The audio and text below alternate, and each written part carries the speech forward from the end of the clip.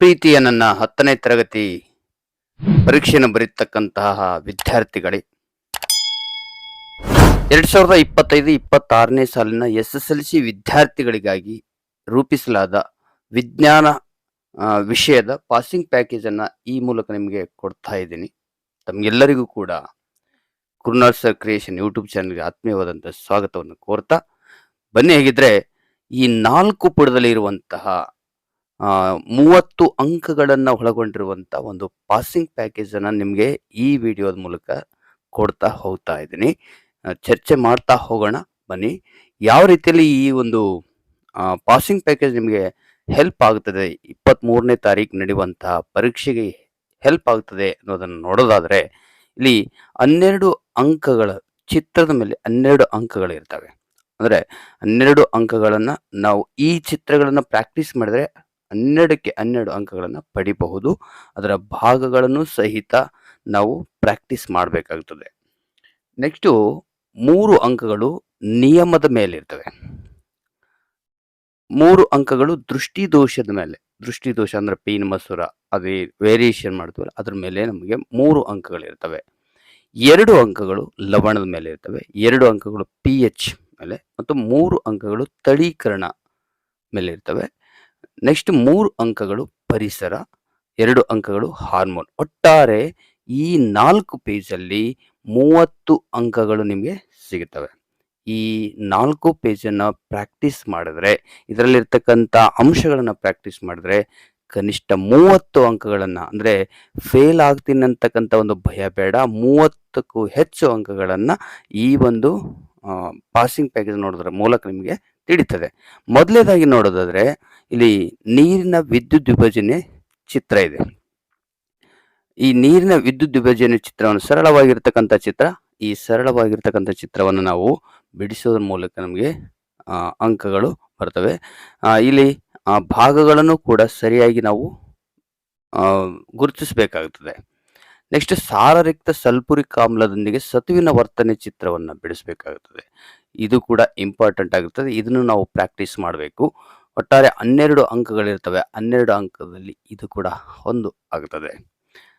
Next ಸಾರರಿಕ್ತ sulphuric ಆಮ್ಲದೊಂದಿಗೆ ಸತುವಿನ ವರ್ತನೆ ಯಾವ ರೀತಿ ಆಗುತ್ತದೆ ಅನ್ನೋದನ್ನು ನಾವು ಇಲ್ಲಿ ಚಿತ್ರದ ಮೂಲಕ ತೋರಿಸಬೇಕಾಗುತ್ತದೆ. ಇಲ್ಲಿ ಭಾಗಗಳನ್ನು ಕೂಡ ನಾವು ಗುರುತಿಸಬೇಕಾಗುತ್ತದೆ. ಇದನ್ನು ನೀವು ಪದೇ ಪದೇ ಪ್ರಾಕ್ಟೀಸ್ ಮಾಡಬೇಕಾಗುತ್ತದೆ. ಪ್ರಾಕ್ಟೀಸ್ ಮಾಡಿದ್ರೆ ತುಂಬಾ ಈಸಿಯಾಗಿ ಚಿತ್ರ ಬಿಡಿಸ್ಬೋದು. ಇಲ್ಲಿ ಚಿತ್ರಗಳೇನು ಅಷ್ಟೊಂದು ಡಿಫಿಕಲ್ಟ್ ಆಗಿಲ್ಲ, ಸರಳವಾಗಿರ್ತಕ್ಕಂಥ ಚಿತ್ರಗಳಿದ್ದಾವೆ. ಅದನ್ನು ನಾವು ಗಮನಿಸಿ ನಾವು ಪ್ರಾಕ್ಟೀಸ್ ಮಾಡಬೇಕಾಗುತ್ತದೆ. ನೆಕ್ಸ್ಟ್ ಮನುಷ್ಯನ ಹೃದಯದ ಚಿತ್ರವನ್ನು ಬಿಡಿಸಿ ಅದರ ಭಾಗಗಳನ್ನು ಗುರುತಿಸೋದು ಕೇಳ್ತಾನೆ.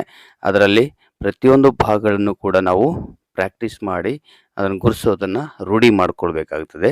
ನೆಕ್ಸ್ಟ್ ಮಾನವನ ಮಿದುಳು ಚಿತ್ರ ಕೊಟ್ಟಿರ್ತಾನೆ. ಆ ಮಾನವನ ಮಿದುಳು ಚಿತ್ರದಲ್ಲಿ ಕೂಡ ಪ್ರತಿಯೊಂದು ಭಾಗಗಳನ್ನು ಗುರುತಿಸಬೇಕಾಗುತ್ತದೆ. ನೆಕ್ಸ್ಟು ನೆಫ್ರಾನ್ನ ರಚನೆ ಚಿತ್ರ ಕೇಳ್ತಾನೆ. ನೆಫ್ರಾನ್ ರಚನೆ ಚಿತ್ರವನ್ನು ಕೂಡ ನೀವು ಅಲ್ಲಿ ಭಾಗಗಳನ್ನು ಪ್ರಾಕ್ಟೀಸ್ ಮಾಡಬೇಕಾಗುತ್ತದೆ. ನೆಕ್ಸ್ಟ್ ತೆರೆದ ಅಥವಾ ಮುಚ್ಚಿದ ರಂಧ್ರ ಅಂತ ಕೇಳ್ತಾನೆ. ಆ ಚಿತ್ರವನ್ನು ಬಿಡಿಸೋದನ್ನು ನೀವು ಪ್ರಾಕ್ಟೀಸ್ ಮಾಡಬೇಕು. ತುಂಬ ಈಸಿಯಾಗಿರ್ತಕ್ಕಂಥ ಚಿತ್ರಗಳಿದ್ದಾವೆ. 12 ಮಾರ್ಕ್ಸ್ ಇದ್ದಾವೆ ಚಿತ್ರಕ್ಕೆ. ಶಲಕಾಗ್ರದ ಮೇಲೆ ಪರಾಗದ ಮೊಳೆಯುವಿಕೆ ಅಂತೇಳಿದೆ. ಅದನ್ನು ಕೂಡ ನೀವು ಬಿಡಿಸಿ ಭಾಗಗಳನ್ನು ಗುರುತಿಸಬೇಕಾಗುತ್ತದೆ. ವಿದ್ಯುತ್ ಮಂಡಲದ ಭಾಗಗಳನ್ನು ನೀವು ಈ ರೀತಿಯಲ್ಲಿ ಬಿಡಿಸಿ ವಿವರಿಸಬೇಕಾಗುತ್ತದೆ. ನೆಕ್ಸ್ಟು ಪೀನ್ ಮಸೂರದಿಂದ ಪಡೆದ ಪ್ರತಿಬಿಂಬಗಳ ಸ್ಥಾನ, ಗಾತ್ರ, ಸ್ವಭಾವವನ್ನು ತಿಳಿಸುವ ರೇಖಾಚಿತ್ರಗಳು. ಇಲ್ಲಿ ಯಾವ ರೀತಿಯಲ್ಲಿ ವೇರಿಯೇಷನ್ ಆಗುತ್ತದೆ, ವಸ್ತುವನ್ನು 2F1 ನಿಂದ ಆಚೆ ಇಟ್ಟಾಗ ಯಾವ ರೀತಿ ವ್ಯತ್ಯಾಸ ಆಗುತ್ತದೆ ಅದನ್ನು ಚಿತ್ರದ ಮೂಲಕ ನೀವು ಗುರುತಿಸಬೇಕಾಗುತ್ತದೆ. ವಸ್ತುವನ್ನು 2F1 ನಲ್ಲಿಟ್ಟಾಗ ಯಾವ ರೀತಿ ವೇರಿಯೇಷನ್ ಆಗುತ್ತದೆ, ವಸ್ತುವನ್ನು F1 ಮತ್ತು 2F1 ಮಧ್ಯೆ ಇಟ್ಟಾಗ ಯಾವ ರೀತಿ ವೇರಿಯೇಷನ್ ಆಗುತ್ತದೆ ಅನ್ನೋದನ್ನು ಚಿತ್ರದ ಮೂಲಕ ನೀವು ಗುರುತಿಸಿ ಹೇಳಿದರೆ ಇಲ್ಲಿ 3 ಅಂಕಗಳಿರ್ತವೆ. ವಸ್ತು ಪ್ರಧಾನ ಸಂಗಮ F1 ನಲ್ಲಿಟ್ಟಾಗ ಯಾವ ರೀತಿಯಲ್ಲಿ ಇರ್ತದೆ ಅನ್ನೋದನ್ನ ಇಲ್ಲಿ ಗುರುತಿಸಿ ಹೇಳಬೇಕಾಗುತ್ತದೆ. ಇಲ್ಲಿ ಬಿಂಬ ಸ್ಥಾನ, ಗಾತ್ರ, ಬಿಂಬ ಸ್ವಭಾವ ಅಂದರೆ F2 ಮತ್ತು 2F2 ಮಧ್ಯೆ ಚಿಕ್ಕದು, ಸತ್ಯ ಮತ್ತು ತಲೆ ಕೆಳಗೆ ಈ ರೀತಿಯಲ್ಲಿ ನಾವು ಅದನ್ನು ವಿವರಣೆ ಕೊಡಬೇಕಾಗುತ್ತದೆ.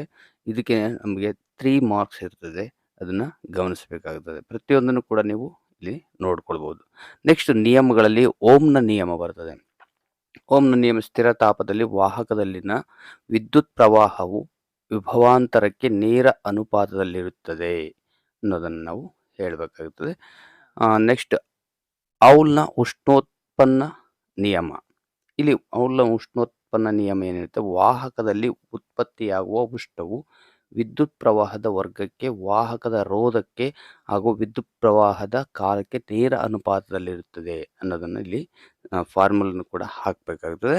ನೆಕ್ಸ್ಟ್ ಬಲಗೈ ಹೆಬ್ಬೆರಳು ನಿಯಮ ಏನು ಹೇಳ್ತದೆ, ಹೆಬ್ಬೆರಳು ನಿಯಮದಲ್ಲಿ ಹೆಬ್ಬೆರಳು ವಿದ್ಯುತ್ ಪ್ರವಾಹದ ದಿಕ್ಕನ್ನು ತೋರಿಸ್ತದೆ, ಉಳಿದೆಲ್ಲ ಬೆರಳು ಕಾಂತೀಯ ಬಲರೇಖೆಯನ್ನು ಸೂಚಿಸುತ್ತವೆ ಅನ್ನೋದನ್ನು ಇಲ್ಲಿ ವಿವರಿಸಬೇಕಾಗುತ್ತದೆ. ಫ್ಲೆಮಿಂಗ್ನ ಎಡಗೈ ನಿಯಮ ಮೋಟಾರ್ ನಿಯಮ ಇಲ್ಲಿ ಏನು ಹೇಳ್ತದೆ, ಫ್ಲೆಮಿಂಗ್ನ ಎಡಗೈ ನಿಯಮದಲ್ಲಿ ಹೆಬ್ಬೆರಳು ವಾಹಕದ ಚಲನೆ, ತೋರುಬೆರಳು ಕಾಂತಕ್ಷೇತ್ರ, ಮಧ್ಯ ಬೆರಳು ವಿದ್ಯುತ್ ಪ್ರವಾಹದ ದಿಕ್ಕನ್ನು ಸೂಚಿಸುತ್ತದೆ ಅನ್ನೋದನ್ನು ಇಲ್ಲಿ ವಿವರಿಸಿ ಹೇಳಬೇಕಾಗುತ್ತದೆ. ಬೆಳಕಿನ ಪ್ರತಿಫಲನ ನಿಯಮಗಳಲ್ಲಿ ಪತನ ಕಿರಣ, ಪ್ರತಿಫಲಿತ ಕಿರಣ, ಎಳೆದ ಲಂಬ ಮೂರು ಒಂದೇ ಸಮತಲದಲ್ಲಿ ಇರುತ್ತವೆ.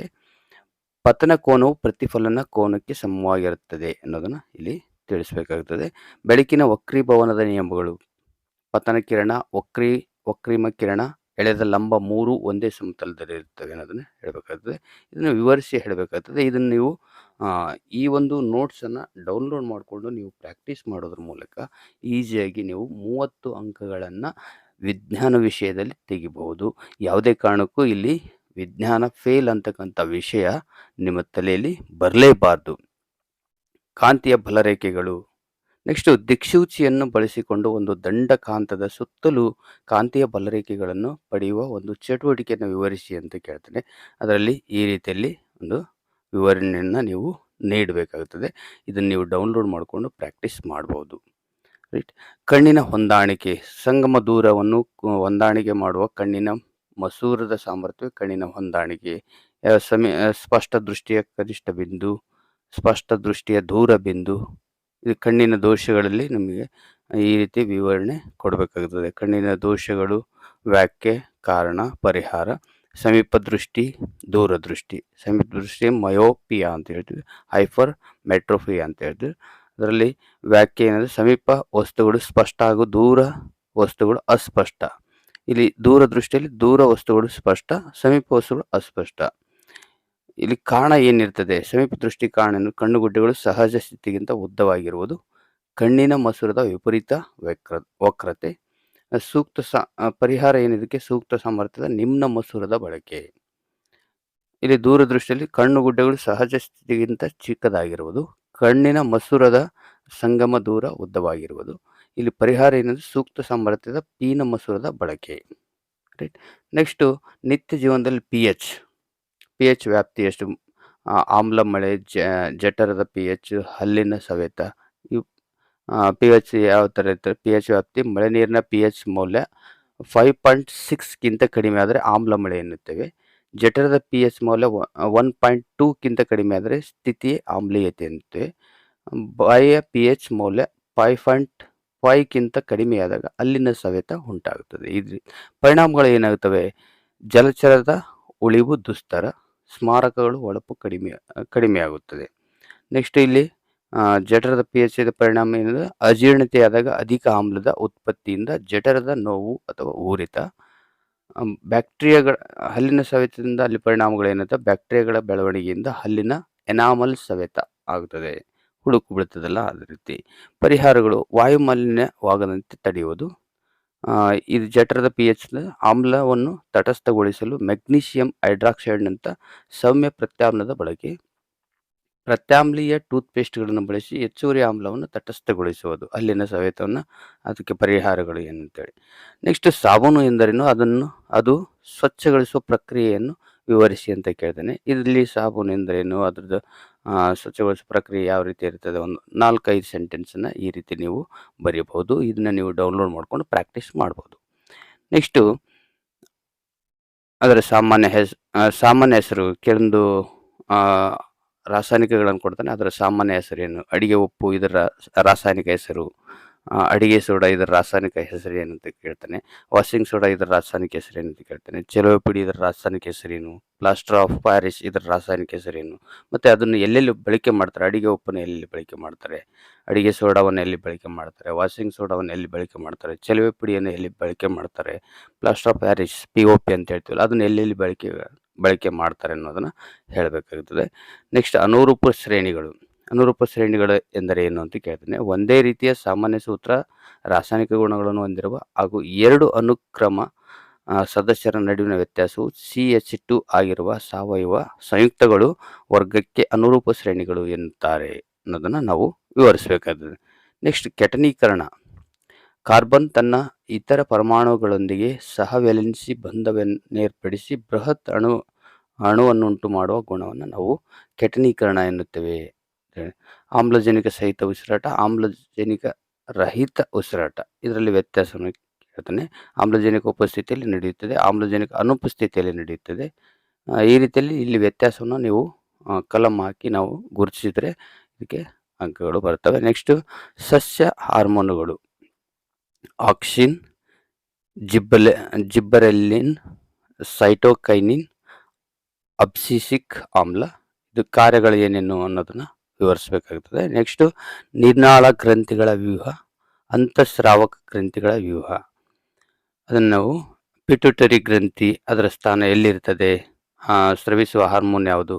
ಅದರ ಕಾರ್ಯ ಏನು? ಥೈರಾಯ್ಡ್ ಗ್ರಂಥಿದ ಎಲ್ಲಿರ್ತದೆ? ಅದು ಸ್ರವಿಸುವ ಹಾರ್ಮೋನ್ ಯಾವುದು?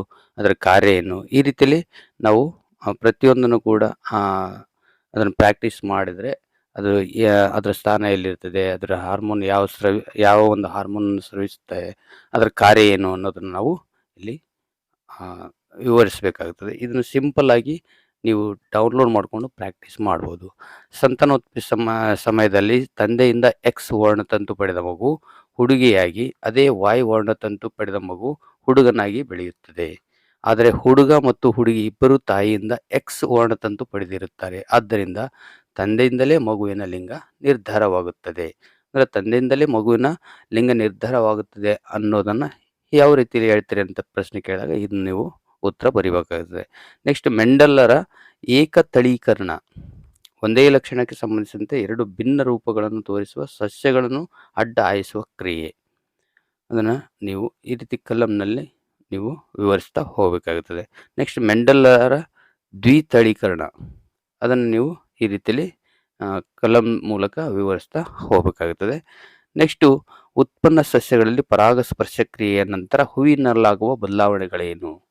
ಅಂಡಾಶಯ ಹಣ್ಣಾಗಿ ಪರಿವರ್ತನೆಯಾಗುವುದು, ಭ್ರೂಣ ಬೀಜವಾಗುತ್ತದೆ, ಪುಷ್ಪದಳ, ಪುಷ್ಪಗಳು ಮತ್ತು ಪತ್ರಗಳು ಒಣಗಿ ಉದುರಿ ಬೀಳುತ್ತವೆ. ಈ ರೀತಿ ಅಲೈಂಗಿಕ ಸಂತಾನೋತ್ಪತ್ತಿ ಎಂದರೇನು? ಗಂಡು ಹೆಣ್ಣು ಲಿಂಗಾಣುಗಳು ಸಂಯೋಗವಿಲ್ಲದೆ ನಡೆಯುವ ಸಂತಾನೋತ್ಪತ್ತಿಯನ್ನು ಅಲೈಂಗಿಕ ಸಂತಾನೋತ್ಪತ್ತಿ ಎನ್ನುತ್ತಾರೆ ಎನ್ನುವುದು. ಅದರಲ್ಲಿ ವಿಧಗಳು ವಿದಳನ, ದ್ವಿವಿದಳನ, ತುಂಡರಿಕೆ, ಬಹುವಿದಳನ, ಪುನರುತ್ಪಾದನೆ, ಮೊಗ್ಗುವಿಕೆ, ಈ ರೀತಿಯಲ್ಲಿ ನಾವು ಅಲೈಂಗಿಕ ಸಂತಾನೋತ್ಪತ್ತಿಯನ್ನು ವಿವರಿಸಬಹುದು. ನೆಕ್ಸ್ಟ್ ಕಾಯದ ಸಂತಾನೋತ್ಪತ್ತಿ ಅನುಕೂಲಗಳು ಅಂತ ಕೇಳ್ತಾನೆ. ಅದನ್ನು ಈ ರೀತಿಯಲ್ಲಿ ನಾವು ವಿವರಿಸ್ಬೋದು. ಇದನ್ನೇ ನಾನು ಡಿಸ್ಕ್ರಿಪ್ಷನ್ ಬಾಕ್ಸಲ್ಲಿ ನಿಮಗೆ ಕೊಟ್ಟಿರ್ತೀನಿ. ಇದನ್ನು ಡೌನ್ಲೋಡ್ ಮಾಡಿಕೊಂಡು ದಯವಿಟ್ಟು ಪ್ರಾಕ್ಟೀಸ್ ಮಾಡಿ. ನೀವು ಕೂಡ ಸೈನ್ಸಲ್ಲಿ ಈಸಿಯಾಗಿ 30 ಮಾರ್ಕ್ಸನ್ನು ಗೆಟ್ ಮಾಡ್ಬೋದು. ಮಾನವನಲ್ಲಿ ಗಂಡು ಸಂತಾನೋತ್ಪತ್ತಿಯ ಭಾಗಗಳು, ಅದರಲ್ಲಿ ಯಾವುದು? ಜೊತೆಯಾದ ವೃಷಣಗಳು, ಜೊತೆಯಾದ ವೀರ್ಯನಾಳ, ಪ್ರೊಸ್ಟೇಟ್ ಗ್ರಂಥಿ, ವೀರ್ಯಕೋಶಿಕೆ, ಶಿಶ್ನ, ಇವುಗಳನ್ನು ನಾವು ಬರೀಬೇಕಾಗ್ತದೆ ಯಾವ್ಯಾವ ಭಾಗಗಳು ಅಂತೇಳಿ. ನೆಕ್ಸ್ಟ್ ಪುರುಷರಲ್ಲಿ ವೃಷಣಶೀಲ ದೇಹದ ಹೊರಗೆ ಚಾಚಿಕೊಂಡಿದೆ.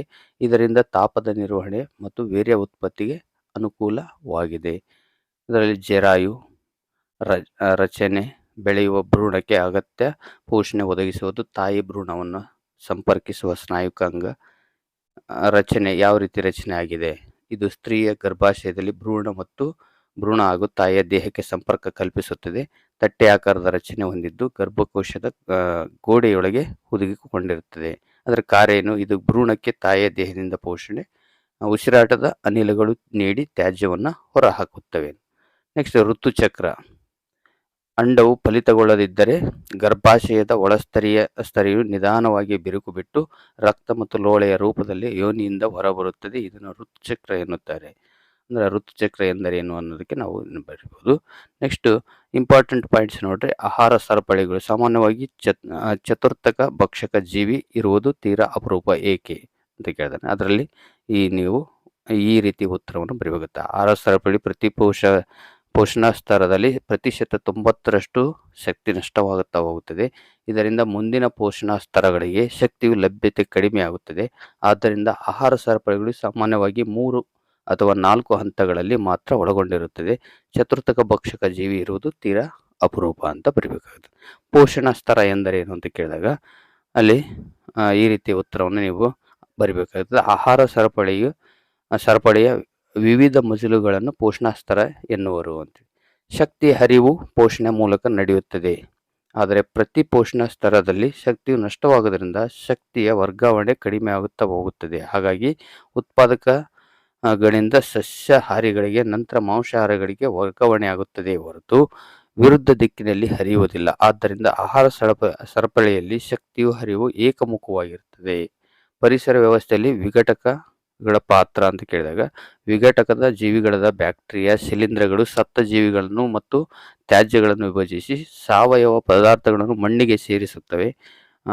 ಸಸ್ಯಗಳು ಪುನಃ ಈ ಪದಾರ್ಥಗಳನ್ನು ಹೀರಿಕೊಂಡು ಬೆಳೆಯುತ್ತವೆ. ಪದಾರ್ಥಗಳ ಮರುಪೂರಣದಲ್ಲಿ ಪಾಲ್ಗೊಳ್ಳುವುದರಿಂದ ಇವುಗಳ ಪಾತ್ರ ಪ್ರಮುಖವಾಗಿದೆ ಅಂತ ಹೇಳಬೇಕಾಗ್ತದೆ.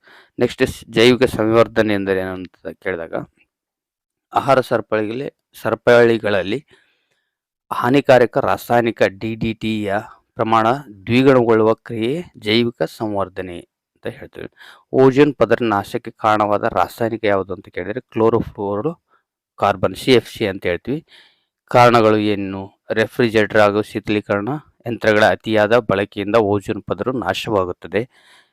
ಇನ್ಸುಲೇಟಿಂಗ್ ಫೋಮ್ ಮತ್ತು ಸಿಂಪಡಕಗಳ ಬಳಕೆಯಿಂದ ಓಜೋನ್ ಪದರು ನಾಶವಾಗುತ್ತದೆ. ನೆಕ್ಸ್ಟ್ ಓಜೋನ್ ನಾಶದ ಪರಿಣಾಮಗಳು ಏನೇನಾಗುತ್ತೆ? ಓಜೋನ್ ನಾಶ ಆತಂದ್ರೆ ಏನಾಯ್ತು? ಉತ್ಪರಿವರ್ತನೆ ಅಂದರೆ ಅನುವಂಶೀಯತೆಯಲ್ಲಿ ಉಂಟಾಗುವ ದಿಢೀರ್ ಬದಲಾವಣೆ, ಗರ್ಭಪಾತ, ಮಾನವರಲ್ಲಿ ಚರ್ಮದ ಕ್ಯಾನ್ಸರ್, ಕ್ಯಾಟರಾಕ್ಟ್ ಬರುವುದು, ದ್ಯುತಿ ಸಂಶ್ಲೇಷಣೆ ಕ್ರಿಯೆಯಲ್ಲಿ ಕುಂಠಿತವಾಗುವುದು. ನೆಕ್ಸ್ಟ್ ಇದಕ್ಕೆ ಪರಿಹಾರ ಏನು ಅಂತ ಕೇಳಿದಾಗ ಪರಿಹಾರ ರೆಫ್ರಿಜರೇಟರ್, ಶೀತಲೀಕರಣ ಯಂತ್ರಗಳು, ಇನ್ಸುಲೇಟಿಂಗ್ ಫೋಮ್ ಮತ್ತು ಸಿಂಪಡಕಗಳ ಬಳಕೆಯನ್ನು ಕಡಿಮೆ ಮಾಡುವುದು. ಈ ರೀತಿಯಲ್ಲಿ ಸಿಂಪಲ್ ಆಗಿ 4 ಪೇಜ್ಗಳಲ್ಲಿ ನೀವು ಒಂದು ಪಾಸಿಂಗ್ ಪ್ಯಾಕೇಜನ್ನು ಈ ಒಂದು ವಿಡಿಯೋದಲ್ಲಿ ನಾನು ಎಕ್ಸ್ಪ್ಲೇನ್ ಮಾಡ್ತಾ ಇದ್ದೀನಿ. ಇದನ್ನು ನೀವು ಡೌನ್ಲೋಡ್ ಮಾಡಿಕೊಂಡು ಈಸಿಯಾಗಿ ಪಾಸ್ ಆಗಿ